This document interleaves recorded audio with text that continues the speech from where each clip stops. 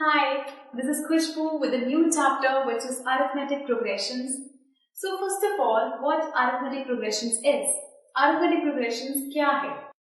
Basically आप बचपन से सीरीज करते आ रहे हो. पैटर्न्स होते थे 1, 2, 3, dash, 4, dash something. ये हमें गिवन हो यहाँ पर 1, 4, dash, 16, dash. So कुछ पैटर्न्स, मिसिंग नंबर्स होते थे, पैटर्न्स होते थे. So arithmetic progressions is basically a list of numbers. ये numbers की एक सीरीज है जिसमें हर टर्म के बीच में एक कॉमन डिफरेंस, हर टर्म के बीच का डिफरेंस है सेम. मतलब थ्रू आउट द सीरीज अगर सब में 1-1 का डिफरेंस है तो 1-1 का चलेगा, अगर सब में 2-2 का डिफरेंस है तो 2-2 का चलेगा, 3-3 का है तो 3-3 का चलेगा, स्क्वायर्स का डिफरेंस है तो स्क्वायर्स का चलेगा. So this is how it goes. So arithmetic progressions के लिए let's take an example. Let's suppose हमारे पास let's suppose नेहा, उसको फर्स्ट ईयर में जो सैलरी मिलती है that is let's suppose 10,000 rupees. ये सैलरी है फर्स्ट ईयर में. एवरी ईयर उसकी सैलरी इंक्रीमेंट होता है बाय ₹500, मतलब हर साल 500 रुपए बढ़ जाते हैं. अगले साल की सैलरी होती है 10,500 रुपीज. सेकेंड ईयर में, थर्ड ईयर में फिर से 500 रुपए बढ़ते हैं तो सैलरी हो जाती है 11,000 rupees. So this is third year. So this is how ऐसे ही पूरा का पूरा चलता रहता है 500 का इंक्रीमेंट. So you see कि यहाँ पर इस टर्म के बीच में, इस टर्म के बीच में, सबके बीच का डिफरेंस है 500. So इसे कहते हैं एपी सीरीज, जिसमें हर टर्म के बीच का डिफरेंस इक्वल होता है. Now let's take another example. Let's suppose हमारे पास एक लैडर है. ये हमारी एक लैडर है. सबसे नीचे वाला बॉटम में आप देखो तो ये सबसे लंबी होती है. उसके बाद थोड़ी और छोटी, थोड़ी और छोटी, थोड़ी और छोटी, थोड़ी और छोटी, छोटी छोटी छोटी. टॉप टू बॉटम या बॉटम टू टॉप देखो तो ये या तो बढ़ता जा रहा है या ही कम होता जा रहा है. तो अगर बोलो बॉटम वाली लेट्स सपोज इज 4 सेंटीमीटर, उसके बाद ये 0.5 से कम होता जाता है. तो नेक्स्ट वैल्यू हुई 3.5 centimetre, then 3 centimetre, then 2.5 centimetre.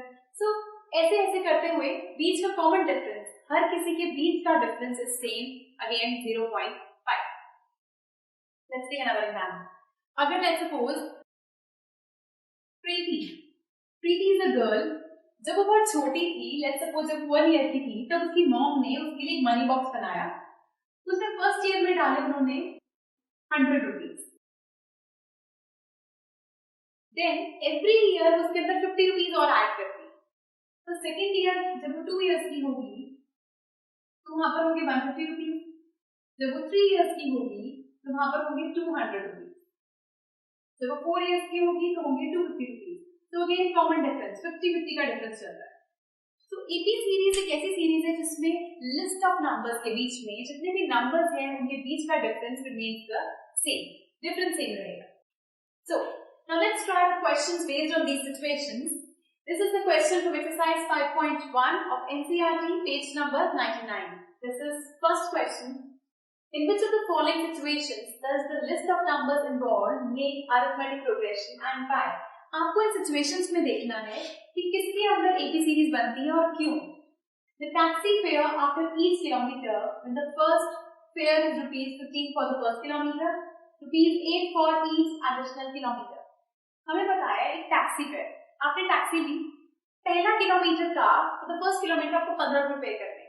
उसके बाद आप जितना भी डिस्टेंस कवर करते हो आपको पर किलोमीटर 8 रुपए पे करने. लेट्स सपोज आपने घर से एयरपोर्ट के लिए टैक्सी लेते. लेट्स सपोज एयरपोर्ट 25 किलोमीटर दूर है आपके घर से. तो आपने टैक्सी ली तो टैक्सी ड्राइवर आपसे कहता है कि जी आपको फर्स्ट किलोमीटर का तो 15 रुपीज देना पड़ेगा. उसके बाद जितना भी डिस्टेंस आएगा आप 8 रुपीज पर किलोमीटर पे करोगे. दैट मीन्स फर्स्ट किलोमीटर का हमने 15 दिया, अब बच गए 24 किलोमीटर क्योंकि टोटल डिस्टेंस था हमारे पास 25. उस 24 किलोमीटर में अब आपको 8 रुपीज पर किलोमीटर अकॉर्डिंग उसको पे करना है. ये होगा आपका ओवरऑल चार्ज. सेम इज यहाँ पर फेयर फॉर फर्स्ट किलोमीटर हमारे पास है ₹15. Then fare for second kilometre होगा 15 + 8 मतलब कि 23. 23 रुपीज आएगा। अब थर्ड किलोमीटर का, for third kilometer 23 plus 8 मतलब कि 31, then fare for fourth kilometer would be 31 plus 8 मतलब 39।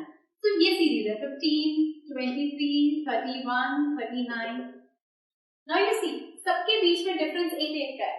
So as the common difference is same between each term, therefore it is an AP।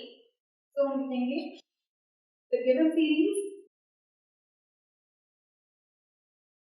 is an AP and the difference is same between each term।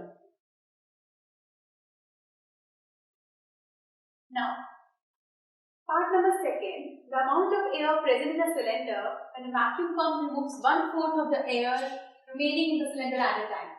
अब एक cylinder है, ठीक है, उसके अंदर हमें नहीं पता कितना उसके अंदर टोटल वॉल्यूम है एयर का, हम लेट कर लेते हैं टोटल वॉल्यूम उसके अंदर एयर का प्रेजेंट है V।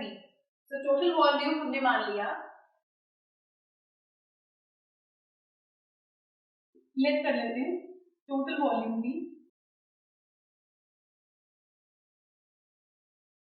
VB। ओके, नाउ अब हर बारी 1/4 उसमें से रिमूव हो जाता है। तो पहले अगर V था, नेक्स्ट टाइम कितना होगा? V का 1/4 पार्ट कितना होता है? 1/4 ऑफ V इज V/4। ये V का 1/4 पार्ट है जो कि V/4 आया है। इस V/4 को उसने निकाला है V में से, क्योंकि ऑलरेडी इसके अंदर V था, उसका 1/4 पार्ट निकला है, इतना पार्ट निकाला गया। निकाला है तो मतलब उसको माइनस करेंगे, तो V माइनस V/4। आप इसका एलसीएम लेके इसको सॉल्व करते हो तो आता है 4V minus V/4, that means 3V/4। तो ये हमारे पास आ गया 3V/4। नाउ अब जो एयर है वो है सिलेंडर में 3V/4। अगेन उसका 1/4 पार्ट निकलेगा, बिकॉज हमें कहा गया था it removes 1/4 of the air remaining in the cylinder. Her time जितनी बच रही है उसका 1/4 निकाला जा रहा है। सो 3V/4 का 1/4 कितना होता है? सो 1/4 ऑफ 3V/4 मतलब 1/4 into 3V/4 मतलब कि 3V/16। इतना पार्ट निकलेगा इसमें से। So 3V/4 minus 3V/16 LCM हो गया, तो बना 12V minus 9V minus 3V/16 means 9V/16। 9V/16 आ रहा है, इसको मैं लिख सकती हूँ 3V/4।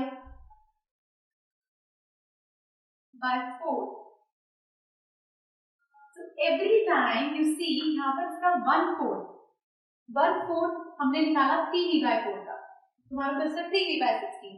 तो सेम वे इस तरह से हमारे पास आता है 3V/4 स्क्वायर। इस तरह से चलता जाएगा सीक्वेंस, क्योंकि हर बारी आप देखो उसका 1/4 पार्ट को रिमूव कर देता है, राइट।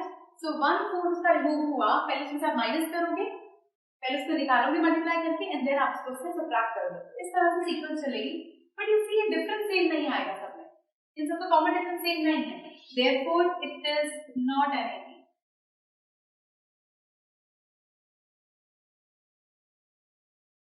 तो ये हमारे पास AP नहीं है। So this was second part of question number first. These are the two parts of first question from our first exercise. So if you have any doubt, please do write to us. Just space नीचे given है उसमें लिखिए and we'll watch the next video for some more questions. Goodbye.